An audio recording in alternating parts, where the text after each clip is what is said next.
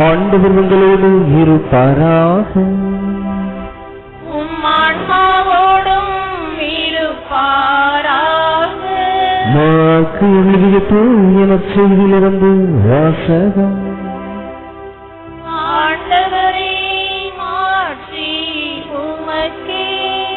மாற்கு எழுதிய நற்செய்தி அதிகாரம் 7 இறை திருவசனங்கள் 24 தொடங்கி 30 முடிய.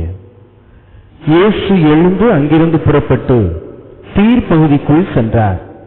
அங்கே அவர் ஒரு வீட்டிற்குள் போனார். தாம் அங்கிருப்பது எவருக்கும் தெரியாதிருக்க வேண்டும் என்று விரும்பியும் அதை மறைக்க இயலவில்லை.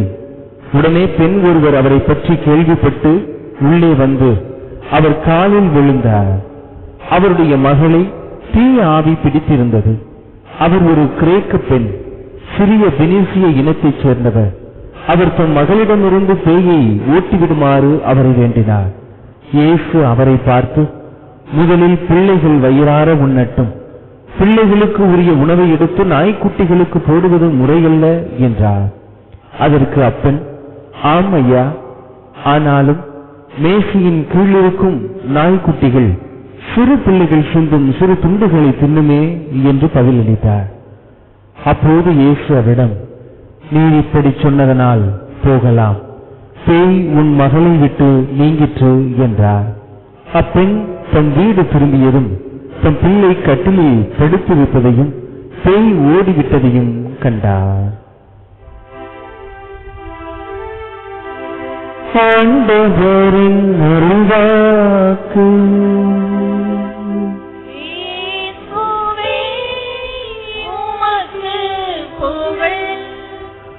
இயேசு கிறிஸ்துவில் பிரியமானவர்களே, முதல் வாசகம் தொடக்க நூலிலே ஆண்டவர் இயேசு கிறிஸ்து ஒரு மனிதனை எப்படி உருவாக்கினார் என்பதை சுட்டிக்காட்டப்படுகிறது. தொடக்க நூலில் ஆண்டவர் இயேசு கிறிஸ்து இயற்கைகள் அனைத்தையும் படைத்து நல்லது என கண்டார். இறுதியாக தம்மை போல ஒரு மனிதரை உருவாக்க வேண்டும் என்று களிமண்ணால் எடுத்து ஆதாம் என்கிற ஒரு ஆணை உருவாக்குகிறார் என்றால் பார்ப்போம்.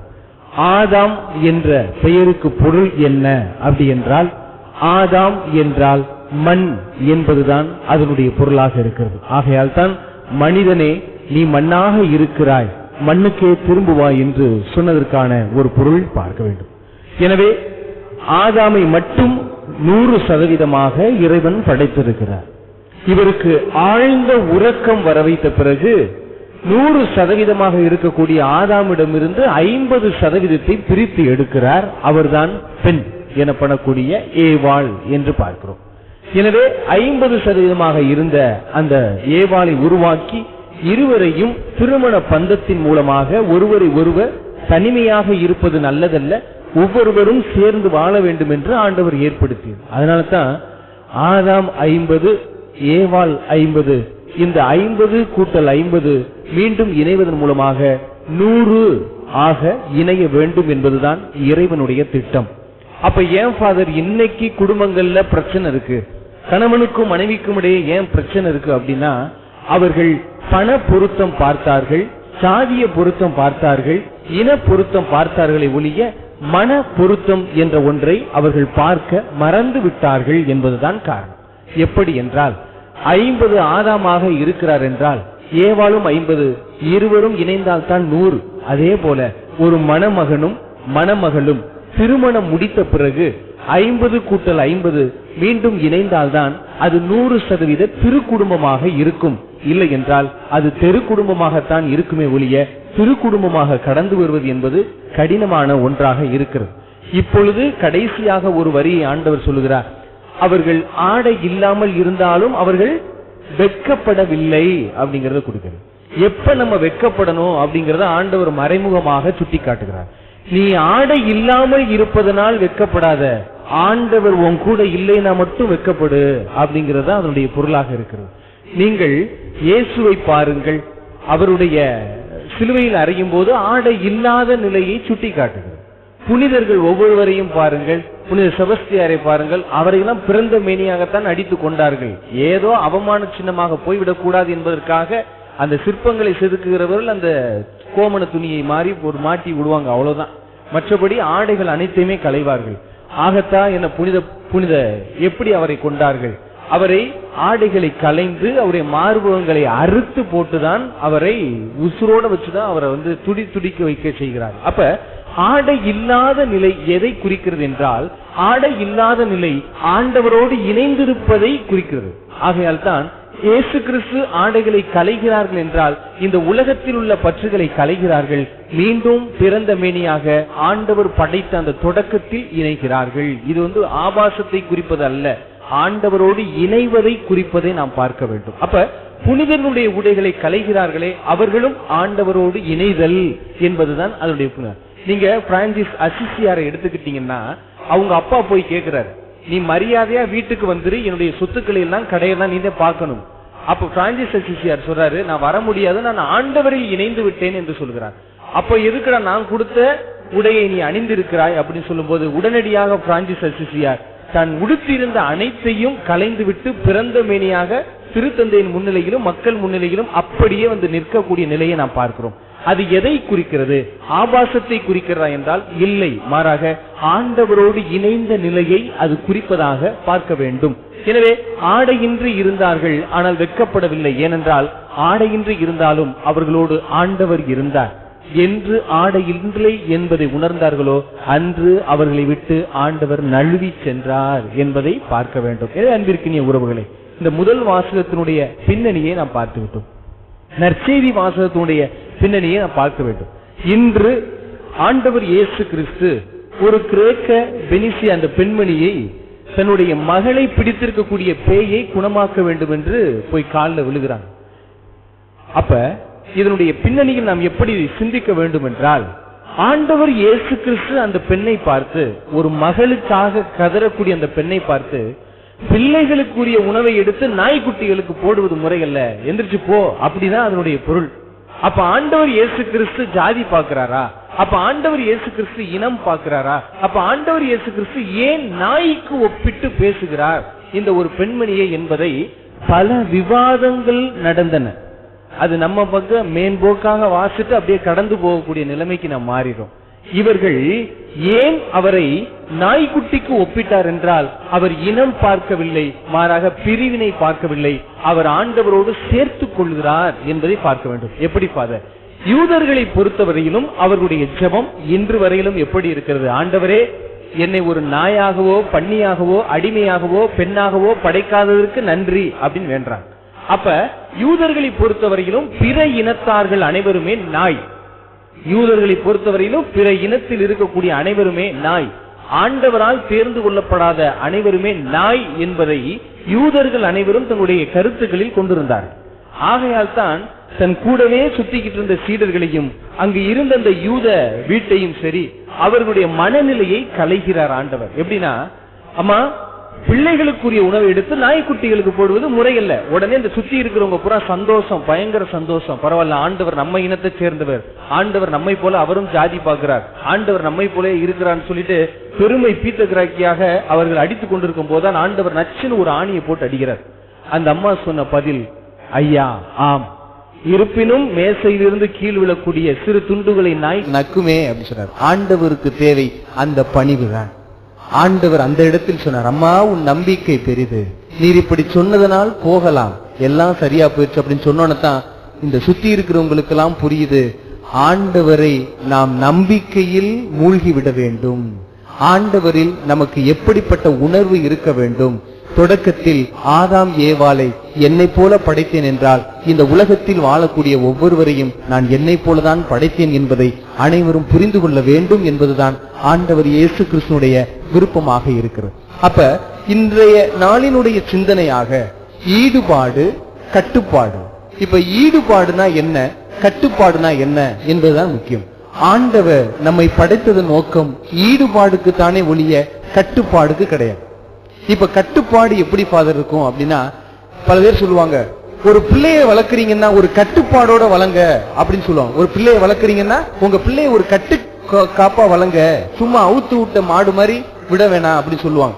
அதனுடைய காரணம், கட்டுப்பாடு என்றால் விலங்குகளுக்கு உரியது, ஈடுபாடு என்பது மனிதர்களுக்கு உரியது. இப்ப வீட்டுல நாய் கிடக்கு, யாராவது வந்தா குலைக்குது, உடனே என்ன சொல்லுவோம், நாயை பிடிச்சு கட்டி போடுங்க, கட்டுப்பாட்டோட வைங்க. இதே சொந்தக்காரங்க எல்லாம் வராங்க, உங்க பிள்ளைய பிடிச்சி கட்டி போடுங்கன்னு சொல்லுவோமா? சொல்லுவாங்க. சில பேர்ல அது நாய் மாதிரி இருந்துச்சுன்னா என்ன பண்ணுவோம், போய் உள்ள ரூமுக்குள்ள போட்டு அடைச்சு போடுங்க, ஏதாவது டிவியை போடுங்க, இல்ல ஏதாவது செல்ல போட்டு காமிங்க, அதுவும் பேசாம ஒரு கட்டுப்பாடோட இருக்கட்டும் அப்படி சொல்லி மாத்தி விடக்கூடிய ஒரு நிலைக்கு மாறும். அப்ப கட்டுப்பாடு என்பது விலங்குகளுக்குரியது. ஒரு மாட்டை கட்டுங்கள், ஆட்டை கட்டுங்கள், நாயை கட்டுங்கள், இருக்கக்கூடிய ஒரு மிக மோசமான ஒன்றை கட்டுங்கள். இப்ப நம்ம எப்படி நம்மளைய பார்த்துக்கிட்டோம் அப்படின்னா, நம்மளையும் ஒரு விலங்காக பார்த்துக்கொண்டோம். என்னையும் நான் கட்டுப்பாடு இருக்கணும் ஃபாதர், எனக்கு கட்டுப்பாடு இருக்கணும். கட்டுப்பாடு என்னைக்குமே நமக்கு பயன் தராது, அது நம்மை 5 அறிவை நோக்கி வழி நடத்தும். அப்ப ஈடுபாடுனா என்ன ஃபாதர் அப்படிங்கறதுதான் முக்கியம். இப்ப கட்டுப்பாடு, அதுக்கு ஒரு உதாரணம் சொல்லலாம். என்ன உதாரணம் அப்படின்னா, நம்ம சுகர் பேஷண்டா இருக்கிறோம்னு வச்சுக்கோங்க, நான் இல்ல இருக்கிறோம்னு வச்சுக்கோங்க. திடீர்னு ஒரு இனிப்பு கடைக்கு போறோம். இனிப்பு கடைக்கு போனோன்னு அந்த சுகர் இருக்கக்கூடிய அந்த நபர்கள் அந்த இனிப்பை பார்க்கும் போது அப்படியே ஊறும் பாருங்க. 1.5 லிட்டருக்கு ஊறும், உள்ள ஊறும், டப்பு ஊறிடும். சரி, கட்டுப்படுத்த முடியாம என்ன பண்ணுவோம், எதையாவது ஒன்னையாவது எடுத்து போட்டுட்டு ஒரு மாத்திரைய முழுங்கிடுவோம் அப்படின்னு சொல்லிட்டு ஒரு இருக்கிற கட்டுப்பாடு இருக்கும். அப்ப உடனே ஒரு குலோப் ஜாம் எடுத்து வாயில போட்டோன்னு வீட்டுக்கு போய் மாத்திரை போட்டோம்னாலும் மாத்திரை வேலை பார்க்காது, குலோப் ஜாம் வேலை பார்த்துக்கிட்டு இருக்கும். அப்ப அதனுடைய காரணம் என்னவென்றால், நான் கட்டுப்பாடோடு வாழ்ந்தேனே ஒழிய ஈடுபாட்டோடு வாழவில்லை. நான் கட்டுப்பாடோடு வாழ்ந்தேன் என்றால் அது என்னை வீழ்ச்சிக்கு கொண்டு போகும். நான் ஈடுபாடோடு வாழ்ந்தேன் என்றால் எனக்கு எந்த பிரச்சனையுமே வராது. இப்ப கட்டுப்பாடோடு இருப்பவர்களுக்கு கட்டுப்பாடோட கட்டி வச்சா தான் அவங்க ஒழுங்கா இருப்பாங்க, இல்லன்னா இருக்க மாட்டாங்க. ஆனா ஈடுபாடோடு இருப்பவர்களுக்கு அவர்கள் என்ன நடந்தாலும் பிரச்சனையே கிடையாது. இது சரியில்லை, இது தவறு, இது என் உடலுக்கு கேடு என்று அவர்கள் ஒரு முழு ஈடுபாடோடு இருக்கக்கூடிய ஒரு மனிதர்களாக பார்க்கிறோம். எனவே ஆண்டவர் இயேசு கிறிஸ்துவோடு நாம் ஈடுபாடோடு இருக்க வேண்டும். திருப்பாடல் என்ன பாடல் வாசிங்க? பல்லவி என்ன பல்லவி? ஆண்டவருக்கு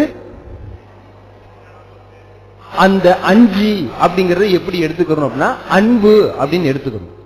ஆண்டவரில் அன்பில் இருப்போருக்கு ஆசீர்வாதங்கள் பெருகும். நானும் உங்கள்ட்ட சொல்லிட்டேன், சின்ன பிள்ளைங்களை பார்த்து கடவுள் உன்னைய தண்டிப்பாரு, கடவுள் உனக்கு நாக்க அழுக வைப்பாரு, கடவுள் கை வெட்டுவாரு, என்னமோ கடவுள் கசாப்பு கடையில வேலை பார்க்கறது மாதிரியும் நம்ம பிள்ளைங்களுக்கு அவரை ஒரு கறி வெட்டுற கடற்கற மாதிரி மாத்துறதையும் செய்யாதீங்க. கடவுளை அன்பாக அறிமுகப்படுத்துங்கள். அப்பா, உனக்காண்டி பூசையில கடவுள் காத்திருக்கிறாரு, வா நம்ம போவோம் அப்படின்னு சொல்லுங்க. அதை விட்டுட்டு நம்ம குடும்பத்துல நல்லது நடக்கணும்னா கோயிலுக்கு போகணும், நல்லது நடக்கணும் தான் கோயிலுக்கு வரணும் அப்படின்னா, அப்ப நம்ம என்ன பண்ணிட்டோம், கடவுளை ஒரு கடைக்காரர் மாதிரி மாற்றி வச்சிருக்கிறோம். நான் போனா தான் கட்டுப்பாடு. ஆனா ஈடுபாடோடு இருந்து வாங்க, எந்த பிரச்சனையுமே இருக்காது. நான் கடவுளுக்கு ஒரு கருவியாக போறேன், என்னுடைய ஈடுபாடோட போறேன் அப்படிங்கறத அந்த பொருளாக இருக்கிறது. ஏன்னா அன்பிற்கினிய உறவுகளே, நம்முடைய பிள்ளைகளிடமே கடவுளை அன்பாக அறிமுகப்படுத்தி காட்ட வேண்டும். நான் உதாரணத்துக்கு தான் உங்கள்ட்ட சொல்றேனே, ஒரு 4 நண்பர்கள் இருக்கிறாங்க. அப்ப 4 நண்பர்கள 3 பேர் நல்ல சிகரெட்டு குடிச்சிட்டு உட்கார்ந்து இருக்கிறாங்க. சரிங்களா? சிகரெட்டு குடிச்சிட்டு உட்கார்ந்து இருக்கிறாங்க. அப்ப அந்த 3 பேரும் 4வது பையனை பார்த்து பேசுறாங்க, ஹேய் நீனு ஒரு இழுடா, நல்லா இருக்கும், புகை சும்மா குப்பு குப்புன்னு போகும், இழுத்து பாரு அப்படின்னு சொல்றான்னு வச்சுக்கோங்க. அவன் உடனே சொல்றான், வேணாம், நான் குடிச்சது வீட்டுக்கு தெரிஞ்சிச்சுன்னு வச்சுக்க, என்னைய தூக்கி போட்டு இட்லி சட்டியில போட்டு என்னை அவிச்சு எடுத்துருவாங்க, என்னை அப்பனும் ஆத்தாலும் அவிச்சு எடுத்துருவாங்க, நான் வரவே மாட்டேன், எனக்கு வேணாம் அப்படின்னு சொல்லு. அப்ப இப்படிப்பட்ட பையன் தான் என்ன பையன் நம்மளை பொறுத்த வரைக்கும்? சூப்பர். இப்படிப்பட்ட ஒரு பிள்ளைய பெத்தெடுக்கணும். இன்னைக்கு கல்யாணத்துல எல்லாம் எப்படி போய் சொல்லுவாங்க தெரியுமா? பையனுக்கு எந்த கெட்ட பழக்கமும் இல்ல, ஆனா கேட்ட பழக்கங்கள் அம்புட்டும் இருக்கு. கெட்ட பழக்கங்கள் இல்ல, ஆனா கேட்ட பழக்கங்கள் அனைத்தும் இருக்கிறது. திருமணம் முடிச்சோன்னு தான் பார்த்தா கெட்ட பழக்கமே இல்லைன்னு சொன்னவங்க தான் வண்டியா போய்கிட்டு இருக்கோம். அப்ப இதை பார்க்கணும். இப்ப நம்ம சொன்னோம்ல, எங்க அப்பா அம்மா தெரிஞ்சிச்சுன்னா என்னை அடிச்சிருவாங்க, எனக்கு சிகரெட் வேண்டாம் என்று தவிர்த்த மகன் அல்ல நல்ல மகன். நல்ல மகன் அவன் அல்ல. உங்களுக்கு முன்னாடி நடிக்கலாம், எங்க அப்பா அம்மா முன்னாடி நான் நடிக்கிறேன், உடனே படிக்கிற மாதிரி நடிக்கிறேன், நல்லவன் மாதிரி நடிக்கிறேன், அவனை ஒரு நாளைக்கு நம்பாதீங்க. அவன் தான் உலகத்துல மோசமான ஒசாமா பின் லேடன். அவனைத்தான் நீங்க ரொம்ப கவனிக்கணும். அப்ப யார் ஃபாதர் நல்லவன்?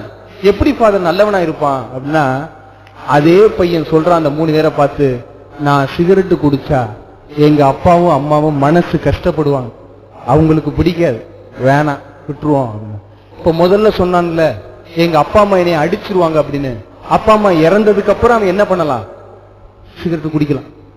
ஆனா ரெண்டாவது ஒரு பையன் சொன்னா பாத்தீங்களா, எங்க அப்பா அம்மாவுக்கு பிடிக்காது, நான் குடிச்சது தெரிஞ்சா கஷ்டப்படுவாங்க. அவன் அப்பா அம்மா இருந்தாலும் குடிக்க மாட்டான், இல்லைனாலும் குடிக்க மாட்டான். ஏன்னா இரண்டாவது மகன் வைத்தது அன்பு, முதல் மகன் வைத்தது வம்பு. எனவே முதல் மகன் அவன் பயத்தில் இருக்கிறான், இரண்டாவது மகன் அன்பில் இருக்கிறான். அன்பில் ஈடுபாட்டோடு எவர் இருக்கிறாரோ அவருக்கு ஒருபோதும் பிரச்சனைகள் வராது. எவர் பயத்தில் இருக்கிறாரோ அவர்தான் பிரச்சனை. எப்பொழுது குழந்தைகள் ஈடுபாட்டோடு படிக்கிறார்களோ அப்பொழுது அவர்கள் வெற்றி பெறுவார்கள். கட்டுப்பாடோடு படிக்கிறார்கள் என்றால் அவர்கள் ஒரு நாளைக்கு வெற்றி பெற முடியாது. நீங்கள் அவர்களை எப்படி ஈடுபடுத்தலாம் என்பதை தான் யோசிக்க வேண்டுமே ஒழிய எப்படி கட்டுப்படுத்தலாம் என்பதை யோசிக்க கூடாது. இன்னைக்கெல்லாம் என்னுடைய தங்கச்சி மக 2வது பால்வாடி தான் போகுது. இங்க வாழ என்ன படிச்ச, ஸ்கூல்ல என்ன படிச்ச சொல்லு அப்படி கேட்டா சொல்லுது, சும்மா டென்ஷனை கிளப்பாத மாமா அப்படிங்குது என்னைய பார்த்து. பால்வாடி போற பிள்ளைக்கே டென்ஷன் வந்துருச்சு அப்படின்னா அப்ப எந்த அளவிற்கு இன்றைய கல்வி உலகம் கொண்டு போய் தள்ளி கொண்டிருக்கிறது என்பது நான் பார்க்க வேண்டும். அந்த பிள்ளைக்கு டென்ஷன்னா என்னன்னு தெரியணும். முதல்ல ஒரு 4 வயது ஆகக்கூடிய அந்த பிள்ளைக்கே டென்ஷன் வருது. 12 வயசு பிள்ளைக்கு ஹார்ட் அட்டாக் வந்து இறந்து போகக்கூடிய சூழ்நிலை. ஏன்? காரணம் என்ன? கட்டுப்பாடு. அதே பிள்ளையை நீங்கள் ஈடுபாட்டிற்குள் நுழைத்துங்கள், அது ஒரு நாளைக்கு எந்த பிரச்சனையுமே வராது. அப்ப நான் ஈடுபாட்டுக்குள் கடந்து செல்ல வேண்டும். ஒரு திருப்பலி ஈடுபாடு இருக்க வேண்டும். ஒரு சமைக்கிறேன் ஈடுபாட்டோடு சமைக்க வேண்டும், பேசுறேன் ஈடுபாட்டோடு பேச வேண்டும். பிறரை பற்றி பேசும்போதுதான் அந்த கட்டுப்பாடுன்னு சொல்லுவோம், அதெல்லாம் கிடையாது. அதுவும் ஈடுபாட்டோடு தான் பேச வேண்டும். பிறரிடம் இருக்கக்கூடிய நல்ல பண்புகளை நாம் சுட்டி காட்ட வேண்டும். இன்றைய உலகத்தில் மனிதர்கள் எப்படிப்பட்டவர்கள் என்பதை சிந்தித்து பாருங்கள்.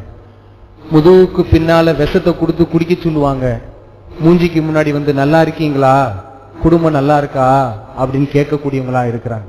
எனவே முதுகுக்கு பின்னாடி கண்ட கருமத்தையும் பரப்பி விட்டுட்டு போயிட்டு மூஞ்சிக்கு முகத்திற்கு முன்னால் வந்து நல்லா இருக்கீங்களா, உங்க குடும்பம் நல்லா இருக்கா, பிள்ளை எல்லாம் நல்லா இருக்கா, மகளுக்கு திருமணம் ஆயிடுச்சா, திருமணத்தை நிப்பாட்டினதே இந்த அயோக்கிய பையன். ஆனா இவன் வந்து என்ன சொன்னா, முகத்துக்கு முன்னாடி வந்து இல்ல திருமணம் ஆயிடுச்சா அப்படின்னு சொல்லி நடிக்கக்கூடிய மனிதர்கள் தான் இன்னைக்கு அதிகமா இருக்கிறாங்க.